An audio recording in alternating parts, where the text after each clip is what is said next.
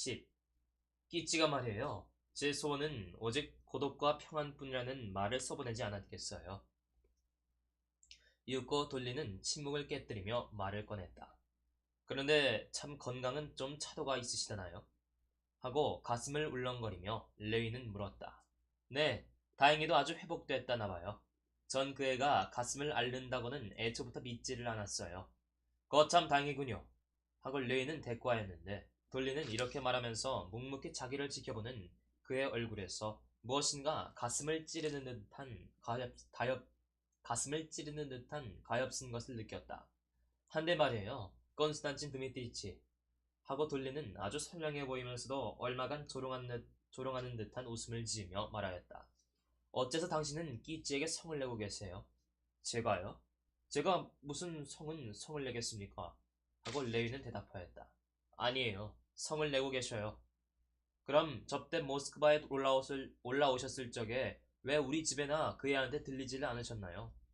다리아 알렉산드로브나 하고 레위는 머리끝까지 새빨개지며 말을 이었다. 참 모를 일입니다. 어쩌면 당신과 같이 인정 있는 분이 그만 짐작을 못하시는지. 그저 저 같은 건 불쌍하지도 아무렇지도 않으신 모양이죠. 죄다 아시면서 그러시는 걸 보니 뭘 제가 알아요. 제가 청혼을 하였다가 거절당한 사실을 아시지 않습니까? 레이는 내뱉듯 중얼거렸다.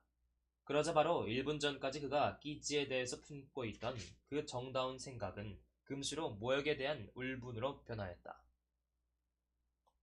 어째서 제가 그걸 알고 있다고 생각하세요? 세상 사람들이 세상 사람들이 다 아는 일이니까요.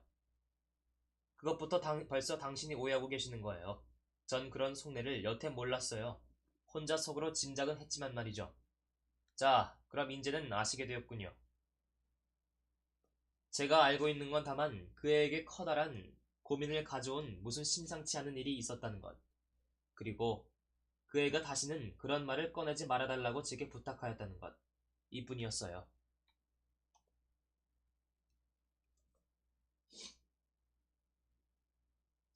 근데 그 애가 제게도 아무 말 안 하는 것을 보니 황차 다른 사람들에게는 말했을 리가 없어요.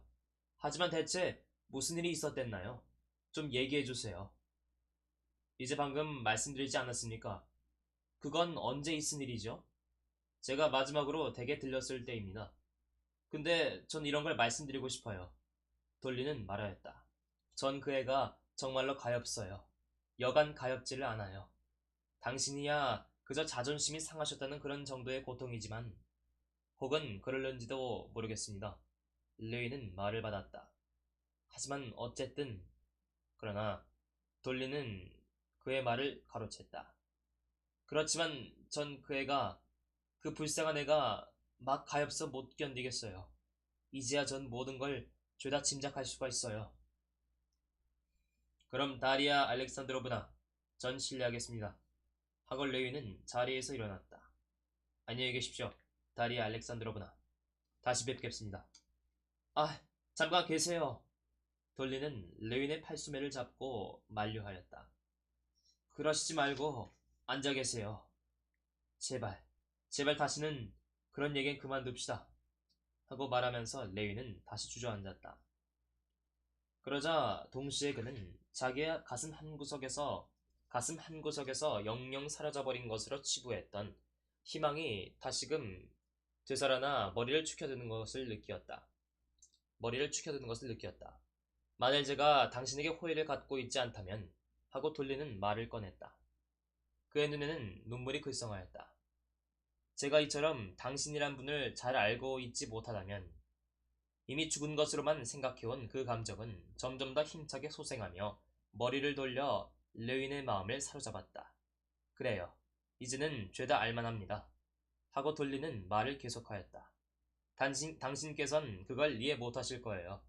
자유로 대상을 선택할 수 있는 당신네 남자 어른겐 자기 사랑의 대상이 누군가 하는 것이 언제나 명백하지요.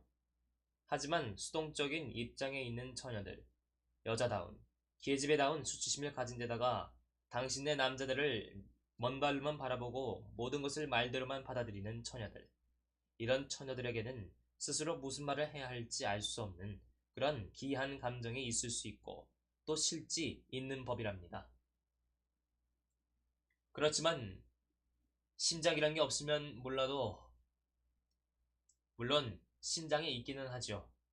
하지만 좀 생각해 보세요. 당신의 남자 어른 당신의 남자 어른들은 눈에 드는 처녀가 있으면 그 집에도 드나들고 가까이 사귀면서 이모저모를 살펴보고 자기의 사랑하는 요소가 갖추어져 있는지 없는지 따져본 후에 상대방을 사랑한다는 확신이 생겨야만 청혼을 하시죠. 그건 반드시 그런 것도 아닙니다. 여하튼 당신들은 자기 사랑이 성숙되거나 혹은 두 사람의 대상자 중에서 어느 한편에 저울추가 기울어야만 청혼을 하시잖아요. 그런데 처녀들은 그렇게는 안 되거든요. 처녀들도 제 마음에 맞는 상대자를 선택해야 한다고 말들 하지만 어디 그게 마음대로 선택하고 어쩌고 할 수 있나요? 그저 좋든가 싫다든가 대답이나 하게 마련이죠. 그래 나 하고 우론스키를 저울대에 올려놨던 거지. 레위는 문득 이런 생각을 하였다. 그러자 그의 마음속에서 되살아나기 시작하던 사랑의 죽음은 다시 숨이 끊어지고 오직 뼈저리게 그의 마음을 짓누르는 것이었다. 다리아 알렉산드로브나 하고 그는 말하였다. 글쎄 의복이나 그 밖에 그런 물건을 사는 거라면 이것저것 고르기도 하겠지만 사랑이라는 거야 어디 그럴 수 있겠습니까? 그나마 이미 선택은 끝났으니 그만이죠. 두 번 다시는 있을 수도 없는 일입니다. 아, 그게 바로 자존심이라는 거예요. 돌리는 여자들만이 알고 있는 다른 감정과 비해볼 때 레윈의 이 감정은 아주 저급한 것이라고 경멸이라도 하는 듯한 어조로 말하였다. 당신께서 끼지에게 청혼을 하셨을 당시 그 애는 바로 명백한 대답을 드릴 수 없는 그런 상태에 있었던 게거든요. 그 애는 동요하고 있었답니다. 당신이냐 우론스키냐 하고 말이죠. 근데 그 애는 우론스키는 매일같이 만났지만 당신이야 만나뵌 지가 아주 오래지 않아요. 가령 그 애가 좀 더 나이를 먹은 사람이었다면 예를 들어 저라면 말이죠. 그 애 입장으로서 동요하거나 망설이는 일은 애초에 있을 수도 없었을 거예요. 전 처음부터 그 우론스키라는 인간이 여간 싫지 않았어요. 그러더니 결국 그처럼 되고 말았죠. 레위는 끼찌가 대답하던 말이 문득 머리에 떠올랐다. 그 여자는 이렇게 말했겠다. 아니, 그렇게 될 수 없어요. 다리아 알렉산드로브나 하고 레위는 무뚝뚝하게 말하였다. 저를 그처럼 믿어주시는 건 감사합니다만 제 생각엔 당신께서 오해를 하고 계시는 것 같습니다. 그런데 제가 옳으냐 그르냐 하는 것은 별 문제로 치고 어쨌든 당신이 그처럼 경멸하는 이 자존심은 제게 있어 끼찌 씨에 대한 일체 생각을 불가능한 것으로 만들고 있습니다. 아시겠어요? 전혀 불가능하단 말입니다. 한 가지 더 말씀드리겠어요. 당신도 아시겠지만 전 지금 제가 친자식만 못지않게 귀해하는 여동생의 일을 이야기하는 겁니다. 물론 그 애가 당신을 사모하고 있었다고는 저도 말하지 않아요. 다만 제가 말하는 것은 그 당시 그 애의 거절이 별반 큰 의의를 가지는 것이 아니라는 그것뿐입니다. 무슨 말씀인지 통 알 수가 없군요. 레위는 펄쩍 뛰며 이렇게 대꾸하였다. 그 말씀이 얼마나 제게 가슴 아픈 것인지 당신께서 아셨더라면 그건 마치 대개 어린애가 죽었는데 남들이 당신을 보고 그 애가 살았더라면 이만큼 자랐을 거라는 든가 이렇게 했더라면 죽지 않고 살아날 수 있었을 걸 그랬다든가 그랬더라면 당신의 마음도 얼마나 좋았을 것인가 이런 말을 하는 거나 매일반이죠. 한데 어린애는 이미 죽었거든요. 죽었어요. 죽었단 말입니다. 참 당신은 이상한 분이에요. 돌리는 서글픈 웃음을 담고 레윈의 흥분한 양을 바라보면서 말하였다. 그러고 보니 제겐 모든 게 차차 더 명백해집니다. 하고 그는 혼자 생각에 잠기며 말을 이었다. 그럼 당신은 끼찌가 여기 온 다음엔 우리한테 찾아오시지도 않았겠군요.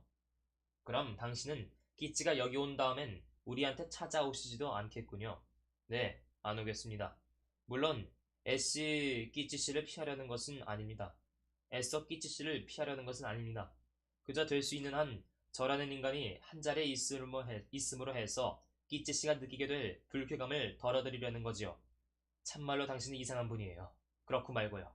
하고 돌리는 정다운 눈매로 레윈의 얼굴을 마주보며 다시 말하였다. 그럼 좋아요. 이 말은 우리 둘 사이에 아예 없었던 것으로 여기시자요. 근데 넌 무엇하러 왔니, 따나야? 하고 돌리는 때마침 발코니에 나온 딸에게 프랑스 말로 말하였다.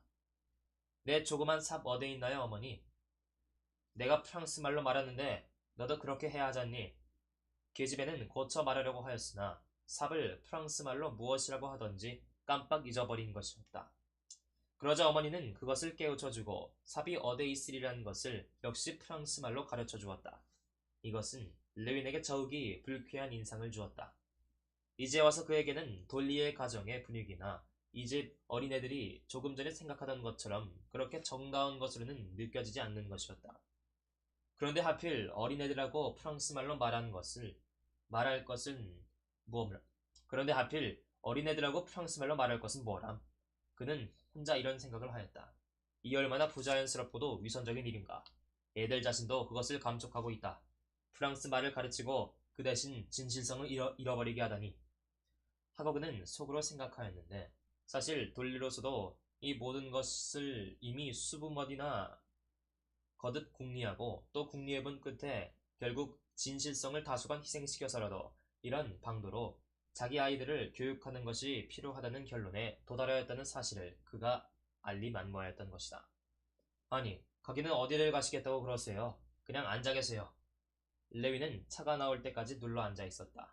하지만 그는 쾌활한 기분은 사라지고 어쩐지 앉았기가 거북스러웠다. 차를 마시고 나서 그는 마차를 준비하도록 이르려고 현관에 나갔다.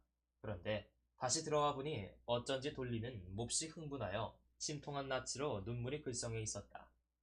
바로 레윈이 잠깐 자리를 뜬 사이에 돌리에게는 오늘의 그의 모든 행복감과 아이들로 인한 긍지감을 불시에 깨뜨려버린 하나의 불상사가 생긴 것이었다. 다름이 아니라 그리샤와 따냐가 장난감공을 가지고 싸움을 한 것이었다. 아이들 방에서 옥신각신하는 소리가 나기에 급히 달려나간 돌리는 그만 몸서리치는 무서운 광경을 목격하였다.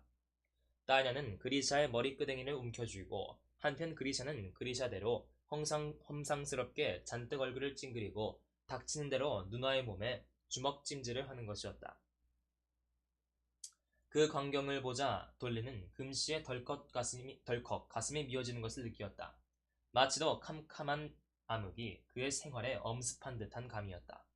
자기가 그처럼 자랑해온 자기 아이들이 단지 극히 평범한 애들일 뿐만 아니라 지어는 난폭하고 야수적인 경향을 가진 무지스런 좋지 못한 애들이라는 것을 그는 깨달았다. 돌리는 이미 그 일을 두고는 다른 이야기를 하거나 별 생각을 할 수가 없었으며 자기의 불행을 레윈에게 하소연하지 않을 수 없었다. 레윈은 그 여자의 불행한 모양을 보고 어떻게든 그 마음을 위로할 생각으로 그것은 애들의 성질이 나빠서 그런 게 결코 아니라거니 어린애들이란 의례 싸움질을 하게 마련이라거니 그런 말들을 하였다. 그러나 이렇게 말은 하면서도 속으로는 혼자 생각을 하는 것이었다. 아니다. 난 유별나게 변덕스럽게 자기 애들과 프랑스 말로 말하며 그렇지는 않을 테야.